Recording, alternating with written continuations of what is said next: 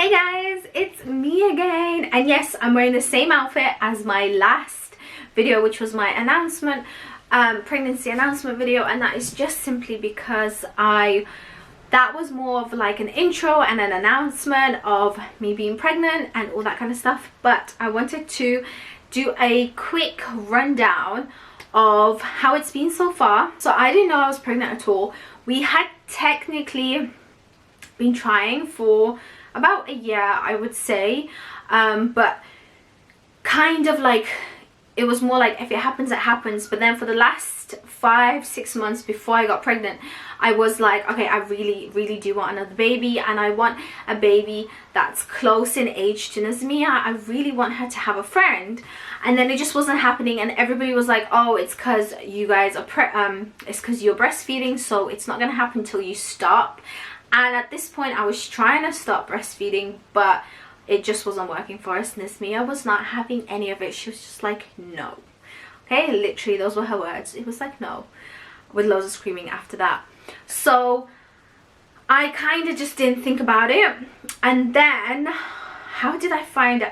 Oh, so then I would be putting Nazmia to sleep at 7 p.m. So this is back in January. So I'm putting Nazmia to sleep, and I kept falling asleep with her, which is so unlike me. Like, I would get really excited when she falls asleep and I'm like on my phone and stuff, but I just kept falling asleep with her for a good hour or two, and then like not realizing I fell asleep, and I would wake up and I would be so confused, like I fell asleep. Anyway, that went on for about a week, and I just kept being tired. I kept having to take naps during the day. Honestly, I was just exhausted constantly. I was just always so exhausted. And obviously with my first pregnancy, I didn't have a baby, so I wouldn't get that tired, and I wasn't, do you know what I mean, like you're not running after a toddler. So I never noticed the fatigue last time. And then I think there was another symptom, but what was it? I can't remember. And I had SPD as well from my last pregnancy, which just kept going on and it just never ended. So I just assumed that, oh, my SPD got worse just because Nazmia is getting heavier. And then after after about a week and a half, I just thought, you know what, like I wasn't late or anything, but I thought, let me just do a test. So I did a pregnancy test, and like literally straight away it said you're pregnant, and I was just like, what? Like, it's crazy because I think like about 3 weeks prior, not 3 weeks, about a month prior to this, I did a pregnancy test, and it came, no, actually no, it was about 3 weeks prior to this.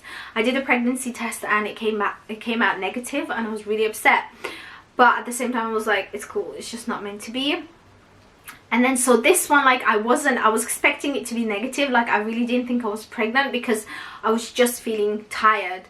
And then I checked the box of the pregnancy test to make sure I got it right, and it was like, yeah, it's right. And I was just like, what?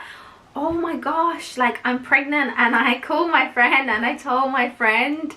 So Rima was the first person to know. I called or texted her, I can't remember. No, I think I called her because I don't think I would text. Anyway, but this was like hours, like Ahmed wasn't home, I had nobody to tell. This was like late in the evening, and I did the test at like late afternoon, early afternoon, I can't remember. So it had already been a while.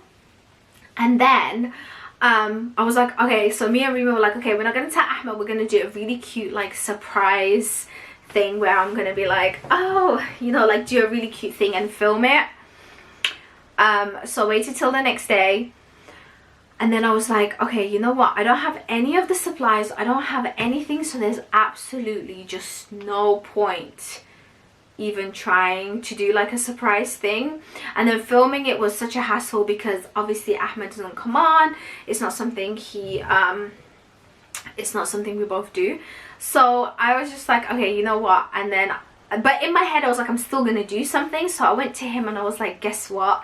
And straight away he was like, you're pregnant. And I was like, damn. So I couldn't even fake it because he just knew straight away what I was gonna tell him. It was so crazy, and we were both really excited for it because it's what we both wanted. And so yeah, that's basically how I found out. And then it was so crazy because literally the next day, like, I started feeling sick and my morning sickness kicked in, which was horrible, but thankfully it wasn't too bad. So like, I had morning sickness the whole so I had it for 3 whole months, because the first month kind of didn't count. And so I thought I was 6 weeks pregnant, and the app and my midwife told me that I was 6 weeks. But when I had my scan, I actually got pushed 2 weeks back. So no, sorry, I thought I was 9 weeks. And then when I had my scan, I found out I was actually 6 weeks pregnant. So I was pushed back, which I was kind of gutted about, but at the same time I was really happy about that, because I had to have a few like scans and stuff, and I had to go to the hospital for some stuff. So I was like, okay, I'm glad it's later than it is earlier, because I was really worried about the well-being of the baby. And then literally, like, so the sickness started. It wasn't too bad.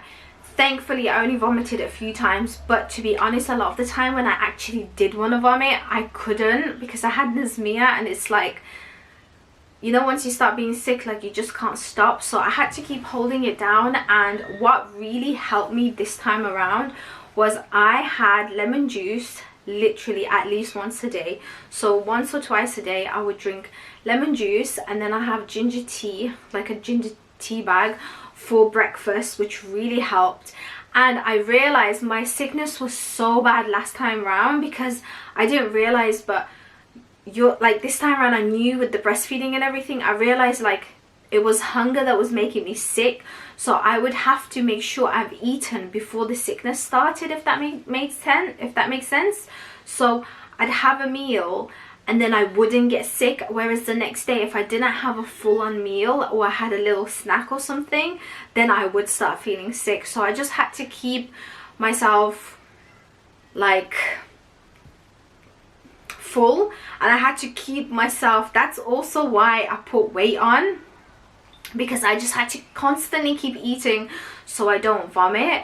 And that was really frustrating, honestly, because I was just like, I'm kind of going mad here. I have to constantly eat, and it's not a snack. Like, I'd have to have a proper breakfast or a proper lunch. Like, I had to eat real meals and not just snacks or little things here and there.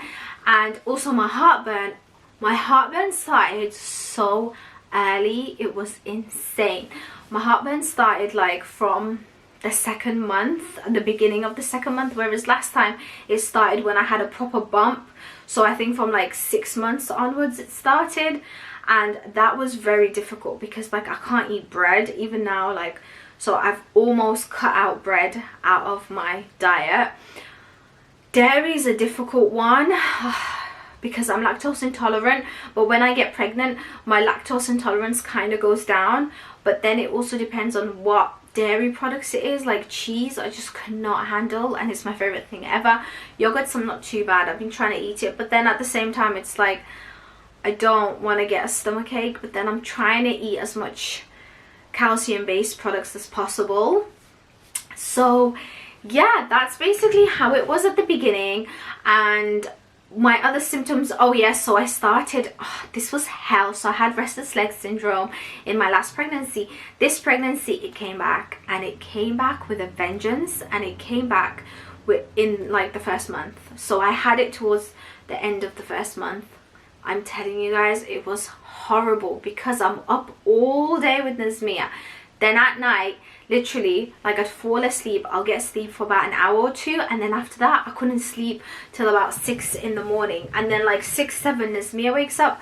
So I literally was not getting any sleep. I would just fall asleep anywhere if I'm in the living room or something during the day, because I was so exhausted from lack of sleep.